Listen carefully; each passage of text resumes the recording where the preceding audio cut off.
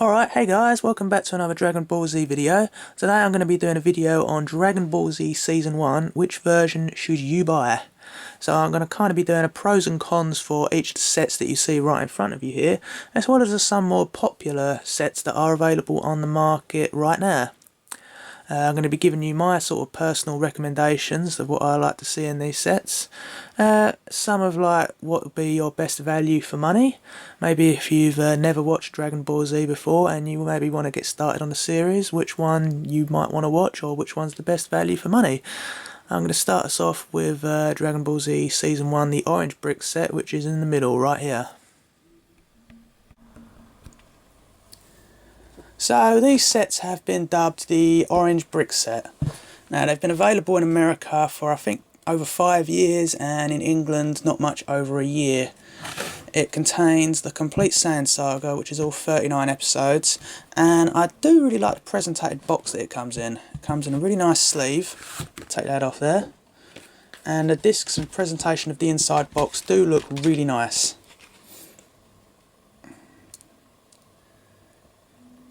And something that I really do like about this set that's not included in any of the other sets that I do own is this really nice little booklet that you get inside there, which has character bios and also a description of each episode that is on the disc, which is really good. And it also tells you the Japanese and American voiceover names for each respective character.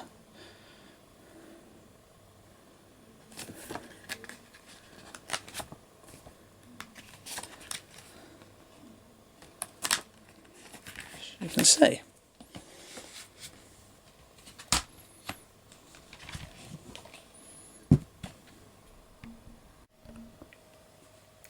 Now these sets have probably received the most criticism I've seen for a Dragon Ball Z release, and I'll get straight to the reasons for that. Basically, Dragon Ball Z, it's quite an old show now, and as old things are, they was made for a 4.3 aspect ratio. Now if you don't know what that means, basically if you remember the old CRT televisions that were out, basically where it's just like a squared screen. Now Funimation have updated Dragon Ball Z for these sets to fit on a widescreen television, which is a 16.9 aspect ratio, and the way they've done that is basically they've zoomed in on like the original film cells, and as a result of them zooming in to fit on the widescreen television, it does clip a bit of the top and bottom of the screen off. What I mean with that is basically when you're watching the show you might notice like a part of the character's hair is clipped off the top of the screen, or maybe the foot is clipped off the bottom of the screen.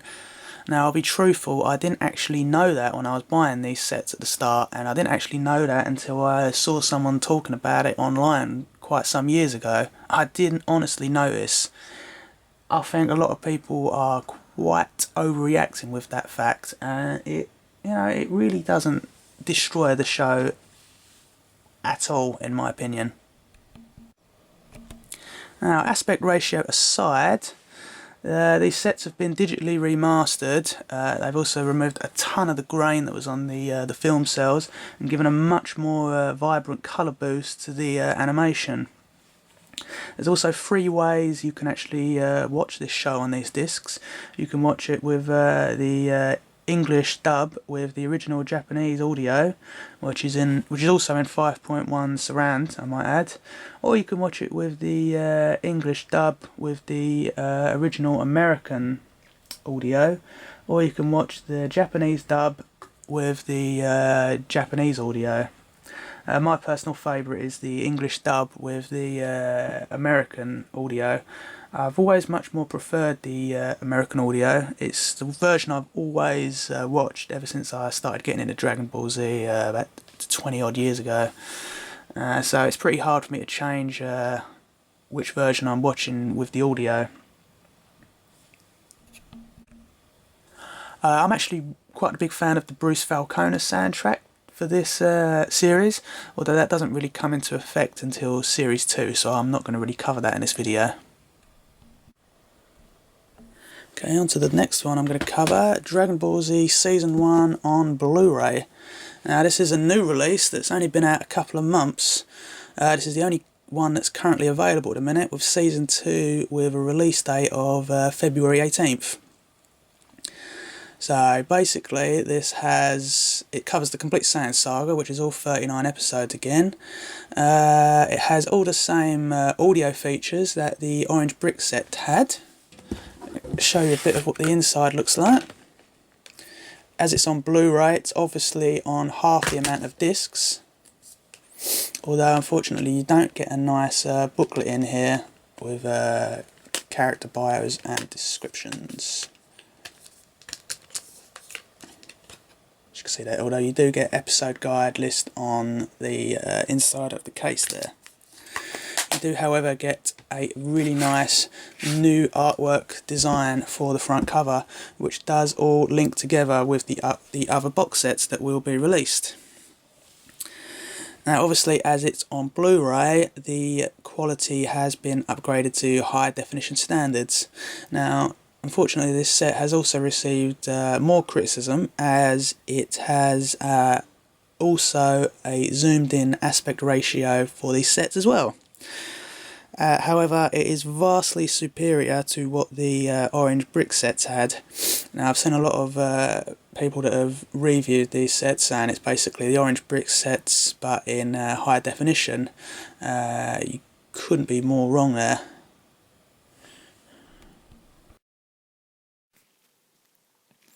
Okay, now I'm going to show you a couple of screenshots comparing the Orange Brick sets to the Blu-ray sets. The Orange Brick sets being on the bottom and the Blu-ray sets being on the top. Now, just looking at these screenshots, you can see the absolute vast improvements that the Blu-ray set has over the Orange Brick set. Not just in the picture quality, but you can see that the complete improvement that they've done with the cropping on the Blu-ray sets. So those saying that the cropping is exactly the same, you couldn't be more wrong. I mean, just you can see that it is quite noticeable on the brick set, but comparing it to the Blu-ray set, it looks absolutely incredible. The picture quality is absolutely nigh on flawless. The skin tones, the darkness in the hair, the shadows, all looks absolutely incredible. Next one on my list is the Dragonball Z Dragon Box set. This set actually contains 42 episodes, which is 3 more than the other sets, so it will contain 3 episodes going into the Namek saga. Now, this box set is basically aimed at anyone who wants to watch Dragon Ball Z with absolutely no alterations in the quality of the film or the aspect ratio at all, or anyone who doesn't want to watch the English soundtrack, American soundtrack I should say, sorry, at all. It's basically, it contains the original 4.3 aspect ratio and the original Japanese audio. It does contain the English dub, I must add. So yeah, this one's quite a bit of a favourite for the fans. One of the reasons I don't own it is it's one of the only sets that's actually region locked for Region 1, so it won't play on my DVD player. But I've had a look at a lot of videos of this set, and it's certainly quite an interesting one. If you do want to watch the show with all the original grain and whatnot, then this might be like the set for you. Again, I'm not a big fan of the Japanese audio when watching it with the English dub. I don't know what it is, because there's some slight alterations between the English dub and what they say in the English dub as opposed to the Japanese dub. Sometimes the English dub won't kind of match with the tone of what the Japanese audio has, so it just doesn't sort of feel right to me sometimes. So yeah, but one thing, this set's become relatively costly over the years. I've seen it fetch up to over $100 just for box set 1.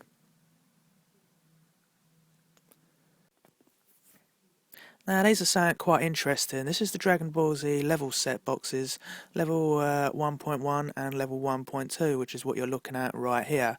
These were released on Blu-ray, and this was essentially released in the original 4.3 aspect ratio, retaining all the grain that was in the original Dragon Ball Z. So there was only actually the first two, level 1.1 and 1.2, that was released. There's only actually 34 episodes that were released in these sets. These sets were actually cancelled after that. Funimation have said the reason for that is because these sets wasn't very popular. They didn't sell hardly at all. Now, I haven't seen, I don't own these sets, but I have seen comparison videos to it online. They're not bad. I'm not a big lover of having a load of grain on video. That's just me. I'd rather there was no grain at all. But I know a lot of people are saying that grain is a part of Dragon Ball Z history, and I can respect that opinion. So I'd recommend, I can't really say I'd recommend picking these up, because there's literally no point to picking these up at all, since there's only 34 episodes released on these sets. If you're going to want to stick to the grainy Dragon Ball Z original, then you're going to want to go back to the Dragon box sets. Moving on to the next one is Dragon Ball Z Kai Part 1. Now this one's actually considerably different to the first two I've just shown you. It's on Blu-ray also, I must add. Now basically what Dragon Ball Z Kai is basically it's Dragon Ball Z with all the filler cut out of it. Now if you don't know what filler is, basically filler is stuff that's added to an animated show that wasn't in the original manga. Now, if I'm truthful, with Dragon Ball Z, I don't honestly mind the filler that is in it. There's filler that I can like, and there's filler that I don't like. If it's filler that is extending like the battle scenes that's happening in Dragon Ball Z, I like that. However, if it's filler that's like in Naruto Shippuden, for instance, where it's a story-related thing that goes on for ages that has nothing to do with what's actually happening in the series, then that is what I don't like. However, Dragon Ball Z filler, honestly, there's actually only one saga in Dragon Ball Z that is actual filler, and even that is actually quite good, which is the Garlic Jr. saga. Anyway, back to Dragon Ball Z Kai.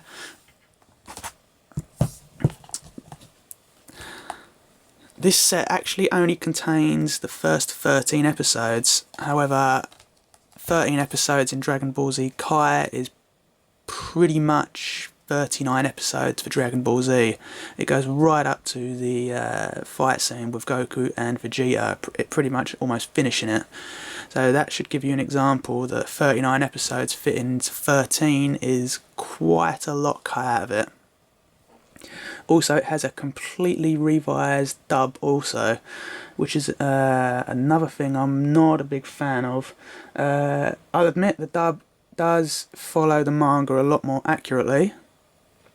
However, the thing I don't like about it is the new voiceovers that they have for quite a lot of the popular characters for the series.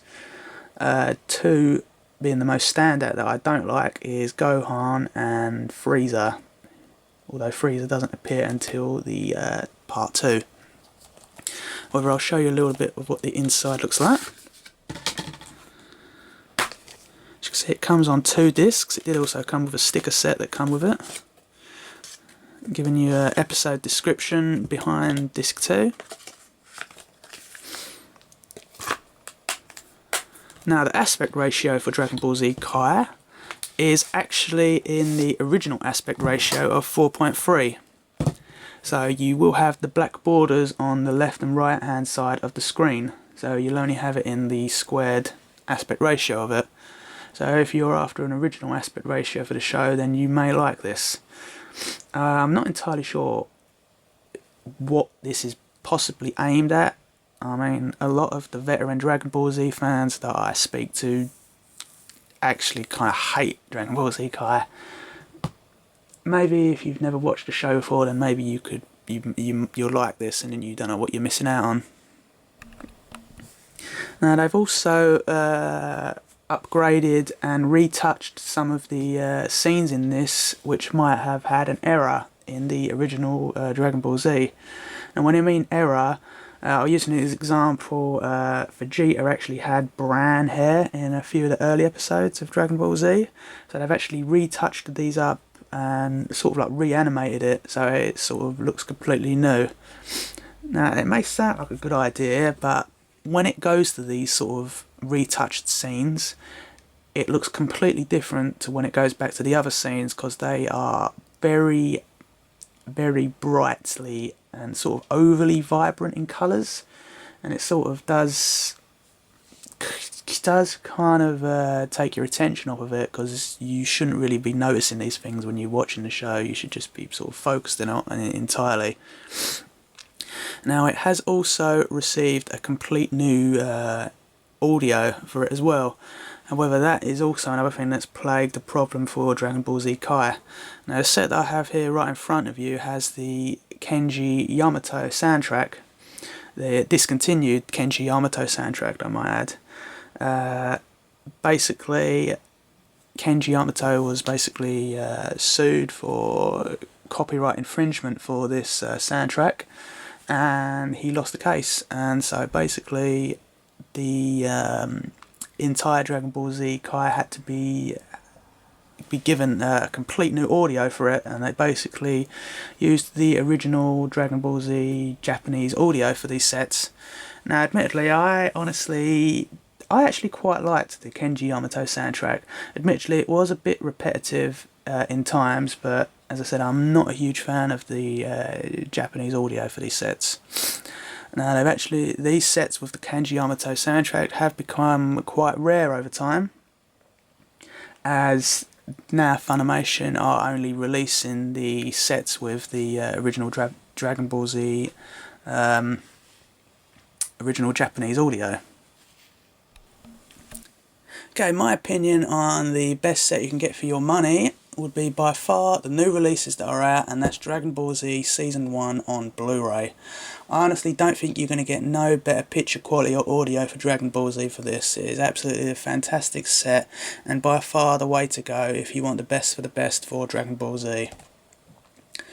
If you're one of those Dragon Ball Z fans that only ever wants to watch it in the original 4.3 aspect ratio with all the grain and the original Japanese audio, then I'd recommend to you the Dragon Ball Z Dragon Boxes set.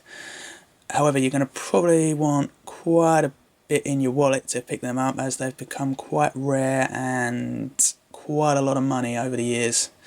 If you're a Dragon Ball Z fan that maybe doesn't own a Blu-ray player, or maybe you're on a budget, or maybe even if you've never watched Dragon Ball Z before and you want to get into the series, then I'd recommend to you the Orange Brick sets. Now, these sets have become quite cheap over the years. In fact, you can pick these up for probably less than 15 quid nowadays online if you look around, which is really good money, since you're getting 39 episodes, which is going to keep you quite busy for quite a while.